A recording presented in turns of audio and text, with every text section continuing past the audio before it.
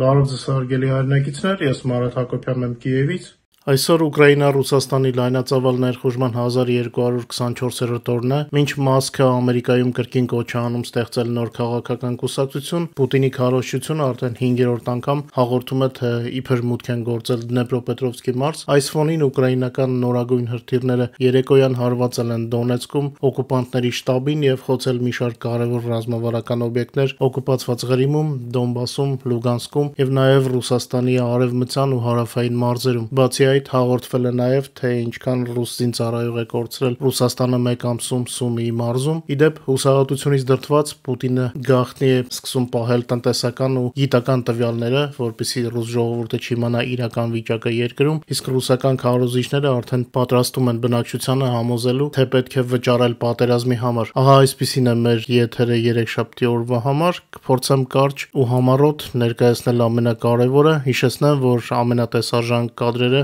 կարող եք վայելել մեր Telegram-յան ալիքում, QR կոդը ձեր էկրաններին է։ Սկսենք։ Ռուսաստանի բռնապետ Վլադիմիր Պուտինը տնտեսական տեղեկատվությունը մցրել է պետական գաղտնիքի մասին օրենքի մեջ, այս կերպ ել ավելի ուժեղացնելով վերահսկողությունը հասարակության վրա Ուկրաինայում շարունակվող պատերազմի ֆոնին։ Այս մասին հաղորդում է Bloomberg-ը։ Նոր հրամանագրի համաձայն այժմ պետական գաղտնիք կարող են համարվել տվյալները, որոնք վերաբերում են Ռուսաստանի արտաքին քաղաքականությանը, միջազգային առևտրին եւ տնտեսական ռազմավարությանը, գիտական մշակումների արդյունքներին, ինչպես նաև հնարավոր զինվորական մոբիլիզացիայի նախապատրաստմանը։ Ու երևի թե 37 թիվն է, ըստ էության վտանգ է սպառնում նույնիսկ այն մարդկանց, ովքեր պարզապես կիսվում են անցանկալի տեղեկատվությամբ, Պուտինը կարող է անգամ ազատազրկել։ Շատերը գուցե զարմանան, բայց մենք պատրաստ ենք ձեզ ավելի շատ զարմացնել։ Ռուսաստանում անհետացման վտանգի առաջ է կանգնել երկրի ամենահայտնի հացատեսակը՝ սպիտակ կտրտված բատոնը, նարիզնոյ բատոնի մասին է խոսքը իրանց լեզվով ասեմ, սպիտակ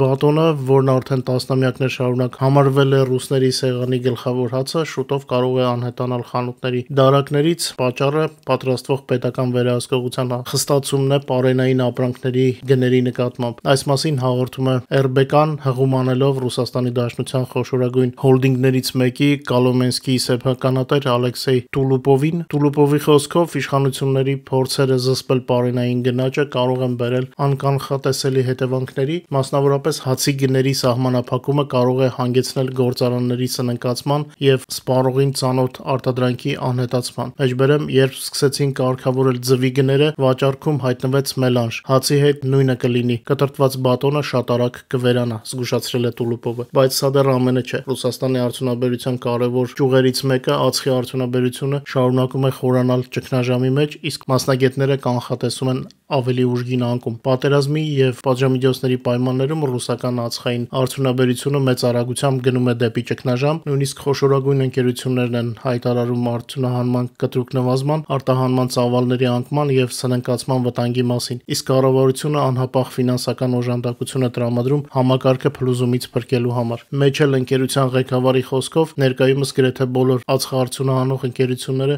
գտնվում են ծանր իրավիճակում։ Արտադրությունը նվազում է, պահանջարկը նույնպես, իսկ գները հասել են բազմամյա նվազագույնի։ Անկումն ազդել է ինչպես էներգետիկ, այնպես էլ կոքսացող եւ դաշնագույն ածխի վրա, որը ավանդաբար արտահանվում էր Ասիա։ Նույնիսկ Չինաստանը, որը նախկինում կայուն կերպով գնում էր ռուսական ածուխ, այժմ կրճատում է պողպատի եւ չուգունի արտադրությունը ու ներմուծման նոր մաքսատուրք է սահմանում ռուսական մատակարարումների վրա։ Մեջբերեմ, գրեթե բոլոր ընկերություններն արդեն կրճատում են արտադրության ծավալները ու ներդրումային ծրագրերը։ Այսօր այս արժութային փոխարժեքի պայմաններում արտադրանք վաճառելն ուղղակի անիմաստ է, ընդգծել է գործարարը։ Բայց նաև սա ամենը չէ այսօր։ Ռուսաստանի Սբերբանկի ղեկավար Գերման Գրեֆը խոսել է բանկային ոլորտի իրավիճակի վատթարացման մասին։ Երկարատև պատերազմի եւ ծախսերի աճի պայմաններում Գրեֆը նախազգուշացրել է ռուսական տնտեսության դժվար ապագայի մասին։ Նրա խոսքով 26 թվականը հեշտ տարիներից չի լինի։ Ամեն ինչ կախված է աշխարհաքաղաքական զարգացումներից, հնայի դինամիկայից եւ կենտրոնական բանկի քաղաքականությունից։ Բայց արդեն այժմ պարզ է գալիք տարվա առաջին կիսամյակը դժվար թե հուսադրող լինի կլինի։ Ֆինանսական համակարգում իրավիճակը աստիճանաբար վատթարանում է։ Սբերբանկի ղեկավարը նշել է, որ գնալով ավելանում է այն հաճախորդների թիվը, որոնք այլևս ի վիճակի չեն սպասարկել իրենց վարկային պարտավորությունները։ Այս մասին նա հայտարարել է բաժնետերերի տարեկան ժողովում։ Իմիջիայլոց հունիսի 30-ին Եվրոպական հանձնաժողովը ավարտեց Ուկրաինայի հետ բանակցությունները Եվրամիության եւ Ուկրաինայի միջև խորը եւ համապարփակ ազատ առևտրի գոտու վերանայման վերաբերյալ։ Հայտնի է, որ կողմերը սկզբունքային համաձայնության են եկել ասոցիացիան համաձայնագրի շրջանակներում առևտրի ազատականացման վերաբերյալ դրույթները վերանայելու մասին, բայց այս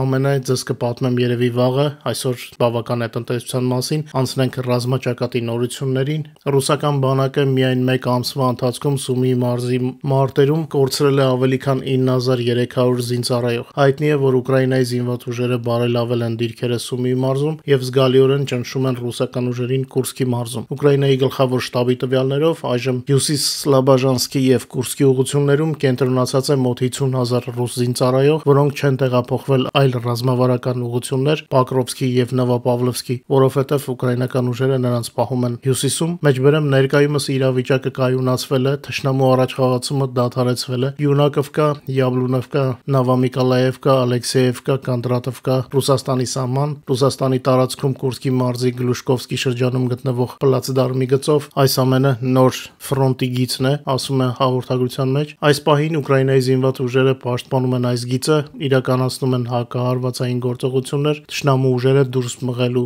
նպատակով։ Գլխավոր շտաբը հաղորդում է, որ Սումի մարզում ռուսական կողմը կիրառել էր իր լավագույն ստորաբաժանումները, ծովային հետևակ, դեսանտագրոհային ուժեր, շարժունակության բարձր աստիճան ունեցող մոտոհրաձգային բրիգադներ։ Ակտիվորեն օգտագործվում էին հեռահար հրետանի, ավիացիա, հարվածային անօդաչուներ։ Մարտերը մեծ ինտենսիվության են եղել, բայց ինչպես երեք ասացի, ռուսական կողմի ակտիվությունը արդեն կամաց-կամաց մարում է։ Ըստ հունիս ամսվա տվյալների, Հյուսիս-Սլաբաժանսկի եւ Կուրսկի ուղղություններում ռուսական կողմը գրել է ընդհանուր առմամբ շուրջ 9310 զինծառայողի կորուստ, որոնցից 4470-ը անդառնալի, մոտ 4800-ը վիրավոր, 42 գերի է վերցվել ռուսական կողմից։ Այսօր լուսաբացին Ուկրաինայի զինված ուժերը հարվածներ են հասցրել ռուսական հակաօդային պաշտպանության համակարգերին եւ ռադիոլոկացիոն կայաններին։ ՆԱՍԱ-ի արբանյակները արձանագրել են հրդեհի օջախներ Կերչի թերակղզում, իսկ ուկրաինական հարվածային ԱԹՍ-ները կրկին հասել են Ուդմուրտիա։ Բացի այդ, առավոտը պայթյուններ են լսվել Սարատով եւ Էնգելս քաղաքներում, միաժամանակավորապես դադարեցվել է օդանավակայանների աշխատանքը Աստրախանում, Ուլյանովսկում, Կազանում, Նիժնեկամսկում։ Այս շրջանների վերաբերյալ դեռ սպասվում է Ուկրաինայի գլխավոր շտաբի պաշտոնական մեկնաբանությունը, սակայն Իժևսկից արդեն հաստատվել է տեղեկատվությունը։ Այսօր առավոտյան Ուկրաինայի անվտանգության ծառայության SBU-ի հեռահար անթաչու թռչող սարքերը հարված են հասցրել Կուպլ գործարանին, որը արտադրում է ռուսական բանակի համար զենիթ-արտիլերային համակարգեր եւ ԱԹՍ-ներ։ Ուդմուրտիայում գտնվող գործարանը վնասվել է։ Հարվածն ուղղված է եղել արտադրական եւ պահեստային հատվածներին, ուկրաինական ԱԹՍ-ները հաղթահարել են ավելի քան 1300 կիլոմետր։ Հայտնի է առնվազն 2 ուղղակի խոցման մասին, որոնց արդյունքում գործարանում հրդեհ է բռնկվել։ Այսպիսով SBU-ն վիրաբուժական ճշգրտությամբ շարունակում է հարվածել Ռուսաստանի ռազմաարդյունաբերական համալիրի այն ձեռնարկություններին, որոնք մասնակցում են Ուկրաինայի դեմ պատերազմին։ Նման յուրաքանչյուր հատուկ գործողություն նվազեցնում է թշնամու հարձակողական ներուժը, խաթարում ռազմական արտադրական շղթան եւ ցույց տալիս, որ նույնիսկ Ռուսաստանի խորը թիկունքում անվտանգ գոտիներ չկան նրա ռազմական ենթակառուցվածքների համար։ Հիշեցնենք, որ Կուպլը արտադրում է Տոր, Ասա զենիթ-արտիլերային համակարգեր եւ մշակում է հարվածային ԱԹՍ-ներ Հարպիա տիպի։ Ռուսաստանում հաստատել են հարձակումը, նշելով, որ 3 մարդ է զոհվել, իսկ 35-ը հոսպիտալացվել։ Իմ եթերներում ես բազմիցս ասել եմ, այն մարդիկ, ովքեր չեն սատարում Պուտինյան ռեժիմի, թող հեռու մնան ռազմական թիրախներից, որովհետեւ հարվածները ոչ միայն շարունակվելու են, այլ ուժգնանալու են։ Միևնույն ժամանակ ՆԱՍԱ-ի արբանյակային պատկերները ցույց են տալիս խոշոր հրդեհներ Ղրիմի Լենինսկի շրջանի Կուրորտնեի գյուղից հարավ օկուպացված թերակղզու տարածքում։ Նշված տարածքում տեղակայված էին S-300, S-400 հակաօդային համակարգեր, ինչպես նաև ռադիոլոկացիոն կայաններ։ Այս մասին վկայում են տեղացիների հրապարակած լուսանկարները, որոնք տարածվել են համացանցում, մեր Telegram-ում էլ կան։ Ավելի վաղ, հունիսի 30-ի ուշ երեկոյան ուկրաինական զինուժը արդեն սկսել էր հարվածներ հասցնել Ղրիմի ռազմական օբյեկտներին։ Ջանկոյ քաղաքում բնակիչները հաղորդում էին պայթյունների եւ խլացնող ձայների մասին օդանավակայանի տարածքում։ Ուկրաինայի գլխավոր շտաբը առայժմ չի մեկնաբանել գիշերային հարձակումները Ղրիմում եւ Դոնբասում, այլ ճիշտ մեր եթերի պատրաստման պահին դեռ տեղեկատվություն չկա, եթե կլինի, անմիջապես մեր Telegram-ում կտեսնեք։ Բացի այդ, մեր Telegram-յան ալիքում կարող եք դիտել կադրեր, թե ինչպես են Ուկրաինայի պաշտպանության նախարարության գլխավոր հետախուզական վարչության անօդաչու սարքերը հարվածել հակաօդային պաշտպանության համակարգերին օկուպանտների եւ Su-30 կործանիչին։ Հաստատվել են հաջողված խոցումներ եւ ոչնչացում հետեւյալ թիրախների նկատմամբ՝ Pantsir S1 զենիթ-արտիլային հրետանային համալիր, Niobe SV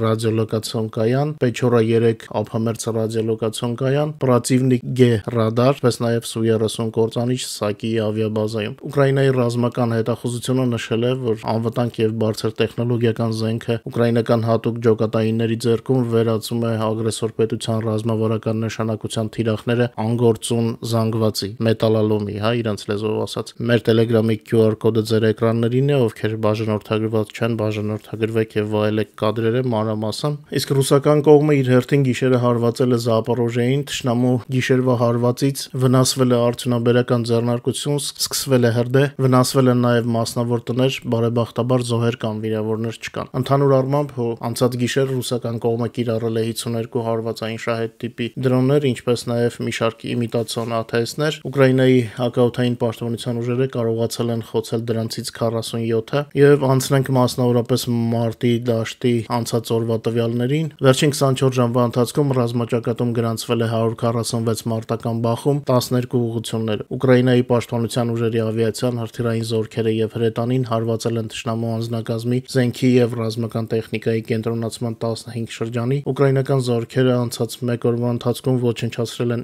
970 օկուպանտ եւ նրանց 292 միավոր զինտեխնիկա։ Ռուսական օկուպացիոն բանակի ընդհանուր մարտական կորուստները ըստ Ուկրաինայի զինված ուժերի գլխավոր շտաբի փաստաթղթավորված գնահատականների կազմում են 1,20,980 օկուպանտ։ Հիշեցնեմ, որ լավագույն տեսանյութերը մեր Telegram-յան ալիքում են, գրանցվեք եւ վայելեք։ Շատ չերկարացնեմ այսօրվա եթերը։ Շնորհակալություն, որ մեզ հետ եք, սատարում եք մեզ, մեր նյութերը տարածելով, մեկնաբանելով եւ ձեր լայքերով։ Խնդրում եմ այսօր նույնպես չմոռանալ YouTube-ի այդ գործիքների մասին, տարածեք եւ ամենակարևորը ստուգեք արդյոք բաժանորդագրված եք մեր նոր ալիքին թե ոչ։ Եթե ոչ, անպայման խնդրում եմ բաժանորդագրվեք։ Դե ինչ, մինչ նոր հանդիպում, ձեզ լավ երեկո եմ մաղթում։